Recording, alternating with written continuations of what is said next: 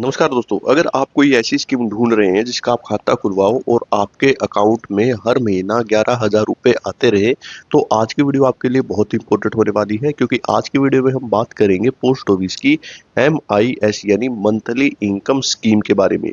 देखिए post office की बहुत ही शानदार स्कीम है क्योंकि इस स्कीम का खाता खुलवाने पर आपके सेविंग अकाउंट में हर महीने 11,000 रुपए आएँगे। और एक और इम्पोर्टेंट चीज़ कि आपको हर महीना पैसा जमा नहीं करना, सिर्फ एक ही बार पैसा जमा करना है, उसके बाद हर महीना ऑटोमेटिकली आपके अकाउंट में पैसे आते रहेंगे। और क्योंकि ये एमआईएस मंथली इनकम स्कीम एक भारत सरकार की स्कीम है, क्योंकि पोस्ट ऑफिस भारत सरकार के अंडर आता है, इसीलिए आपको थोड़ा-सा भी घबराने की ज़रूरत नहीं है। आप जितने भी पैसे यहाँ पे इन्वेस्ट करोगे, सारे के सारे बिल्कुल सुरक्षित हैं। आइए अब बात करते हैं कि इस वीडियो में हम एमआईएस स्कीम के बारे में क्या-क्या जानने वाले हैं और इस स्कीम की क्या ब्याज दर है। आइए एक-एक करके जानते हैं। देखिए सबसे पहले तो हम यही जानेंगे कि इसकी जो हमारी एमआईएस स्कीम है, आखिर ये काम कैसे करती है? यानी जो हमें पैसे मिलने वाले हैं वो हमें कैसे मिलेंगे? उसके बाद हम ये जानने वाले हैं कि कौन-कौन इस स्कीम का खाता खुलवा सकता है, कि अगर हम खाता खुलवाना चाहते हैं कोई ऐसी स्पेशल कंडीशन तो नहीं कि हम वो खुलवा ही ना सकें। सारी चीज़ें एक-एक करके जानने वाले हैं। फिर हम जानेंगे कि हमें इस स्कीम में कितने पैसे इन्वेस्ट करने पड़ेंगे। कम से कम कितने पैसे इन्वेस्ट करने पड़ेंगे, ज़्यादा से ज़्यादा आप स्कीम में कितने पैसे इन्वेस्ट कर सकते हैं। फिर सबसे इम्पोर्टेंट चीज़ कि इसकी ब्याज दर क्या है और उस ब्याज दर के हिसाब से हम कैलकुलेटर का यूज़ करेंगे और जानेंगे कि आपके सेविंग अकाउंट में कितने रुपए इन्वेस्ट करने पर आएँगे। और एक और इसका स्पेशल फीचर है कि एमआईएस प्लस आरडी, उससे क्या होगा कि आपको इस स्कीम में ही पोस्ट ऑफिस की आरडी स्कीम का भी ब्याज मिलेगा। वो कैसे मिलेगा? सारी चीज़ें बिल्कुल आसान भाषा में जानने वाले हैं।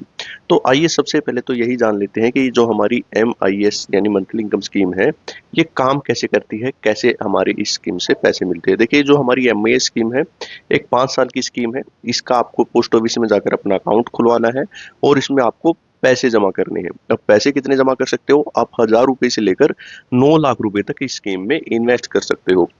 अगर आप ज़्यादा पैसे यहाँ पे इन्वेस्ट करना चाहते हैं, तो आप ज़्यादा भी कर सकते हो, लेकिन उसके लिए आपको जॉइंट अकाउंट खुलवाना पड़ेगा, यानी किसी के साथ मिलकर। उस कंडीशन में आप इस स्कीम में 15 लाख रुपए जमा कर सकते हो।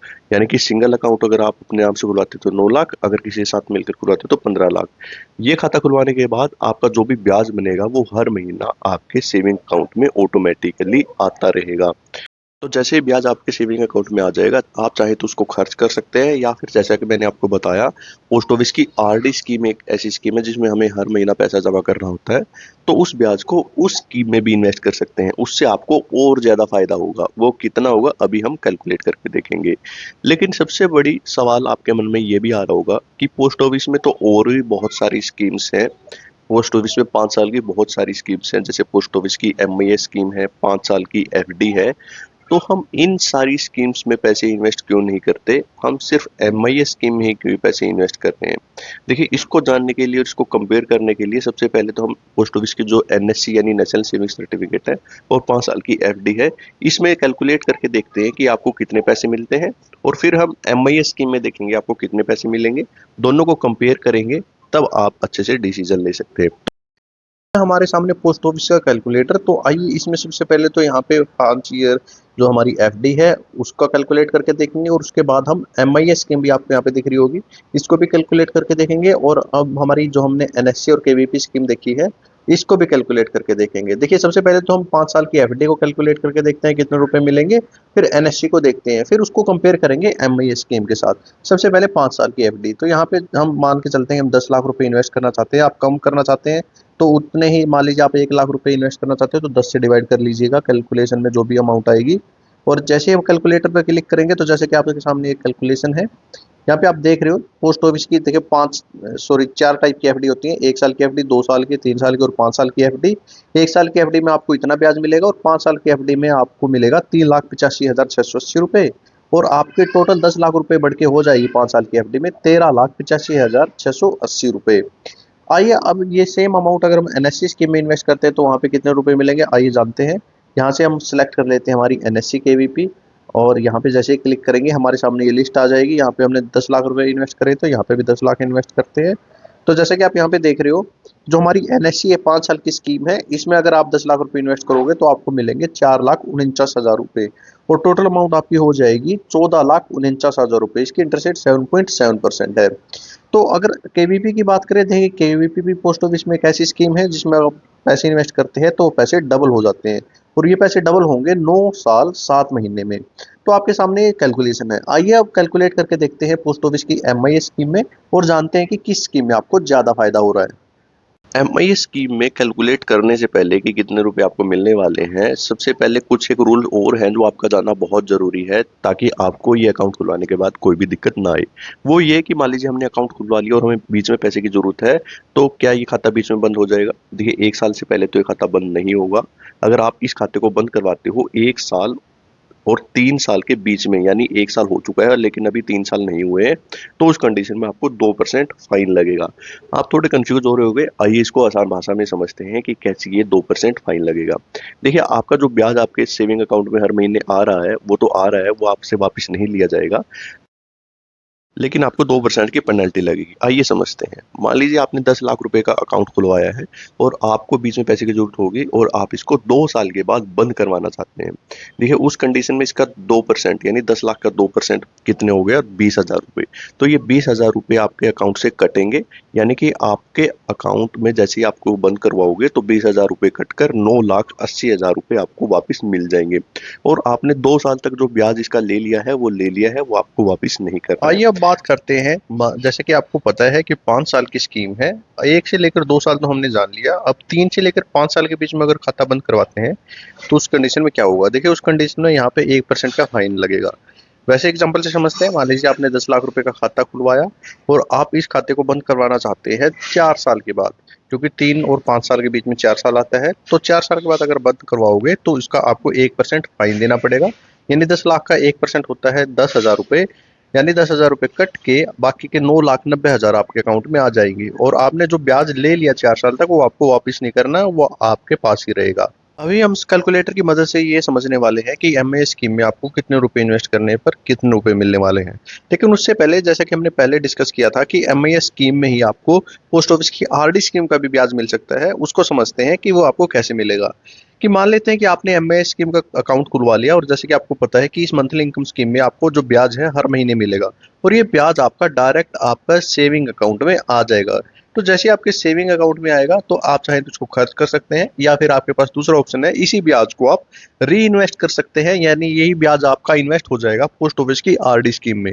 ये आरडी स्कीम पोस्ट ऑफिस की 5 साल की स्कीम है जिसमें हमें हर महीना पैसा जमा करना होता है। इसका मतलब ये हुआ कि एमआईए स्कीम से आपका ब्याज सेविंग अकाउंट में ऑटोमेटिकली आता रहेगा, और ऑटोमेटिकली ही आपके आरडी स्कीम में वो इन्वेस्ट होता रहेगा। उससे फायदा ये होगा कि आप जो सेविंग अकाउंट में ब्याज रख रहे हो, आप उसको या तो खर्च कर सकते हो, अगर उसको आप सेविंग अकाउंट में ही रखते हो तब उसको आपको 4% के ब्याज मिलेगा, लेकिन अगर आप उसको आरडी में इन्वेस्ट कर देते हो उस ब्याज को, तो उस ब्याज के ऊपर आपको 6.7% का ब्याज मिलेगा। तो आइए कैलकुलेटर की मदद से समझते हैं कि इन दोनों ही कंडीशन में आपको कितना डिफरेंस है और इसमें क्या फायदा है। जानते हैं इस कैलकुलेटर का यूज करके, ये हमारा पोस्ट ऑफिस कैलकुलेटर है, कि पोस्ट ऑफिस की एमआईएस स्कीम में आपको कितने रुपए इन्वेस्ट करने पर कितने रुपए मिलेंगे। देखिए, यहाँ पे आपकी एमआईएस स्कीम है, यहाँ पे हम क्लिक करते हैं, और जैसा कि हमने देखा कि हमने 5 साल की एफडी और एनएससी स्कीम में 10 लाख रुपए इन्वेस्ट करे थे।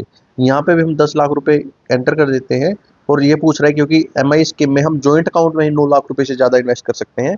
तो यहाँ पे आपको यस पे क्लिक करेंगे, जैसे ही यस पे क्लिक करते हैं तो हमारे सामने एक कैलकुलेशन आ जाती है कि हमने 10 लाख रुपए इन्वेस्ट करे हैं, तो क्योंकि हर महीने हमें यहाँ पे जो ब्याज है वो मिलने वाला है, तो टोटल हमें हर महीने ब्याज मिलेगा 6167 रुपए, और जो इंटरेस्ट रेट है इसकी वो 7.4% है। लेकिन अभी थोड़ा रुकना, क्योंकि इसी ब्याज को आरडी में भी हम इन्वेस्ट करेंगे, तो वहां पे आप कैलकुलेट करके देखना कि कितना ज्यादा मिलने वाला है। अब देखिए, क्योंकि टोटल अमाउंट हमारी 6,167 रुपए हर महीना आएगी, यानी टोटल ब्याज हमारा हो जाएगा 5 साल में 3,70,000 रुपए, यानी एमआईए स्कीम में 10 लाख के ऊपर आपको 3,70,000 रुपए टोटल ब्याज मिलेगा। लेकिन अगर आप इसी ब्याज को आरडी में इन्वेस्ट कर देते हैं तो आपको कितना फायदा होता है। तो जैसा कि आप यहाँ पे देख रहे हो, हमारा जो ये ब्याज होगा एमआईएस का वो जाएगा एसबी अकाउंट में। यहाँ पे एसबी अकाउंट आपको दिख रहा होगा, तो इस एसबी अकाउंट में जैसे ही हमारा जो ब्याज जाएगा उस पर भी 4% का ब्याज लगेगा। मान लीजिए आप खर्च नहीं करते, सिर्फ एसबी अकाउंट में उसको पड़े रहने देते हैं, तो उस कंडीशन में आपका जो ब्याज है वो टोटल हो जाएगा 4,09,462 रुपए। यानी कि जैसा कि आपने यहाँ पे देखा, तो एमआईएस स्कीम में तो हमें सिर्फ 3,70,000 रुपये ब्याज मिल रहा था, लेकिन अगर उसको हम सेविंग अकाउंट में रखते हैं, खर्च नहीं करते, तो हमारा ब्याज बढ़ के हो जाता है 4,09,462 रुपये।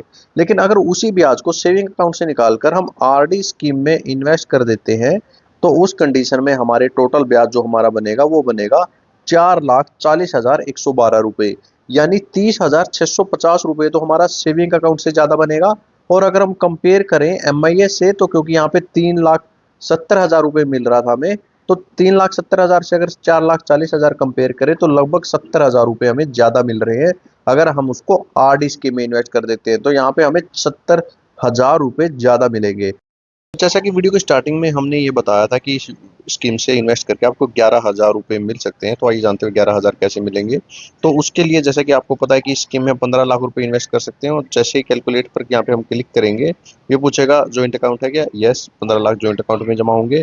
और जैसे कि हमने पहले देखा कि अगर आप इस जो ब्याज आएगा इस जो आपकी एमए स्कीम का, उसको आरडी में इन्वेस्ट कर देते हो, तो टोटल ब्याज आपका बनेगा 6,60,133 रुपये। तो 5 साल का टोटल ब्याज आपका बनेगा 6,60,133 के आसपास। तो 5 से जब आप डिवाइड करोगे, तो 1 साल का ब्याज आएगा 3,32,000 के आसपास। और 1 महीने का जब इसको डिवाइड करोगे 12 से, तो 11,000 के आसपास ये ब्याज आएगा। तो इस हिसाब से आप एमआई स्कीम में इन्वेस्ट करके 11,000 रुपये यहाँ से अर्न कर सकते हैं, वो भी हर महीना।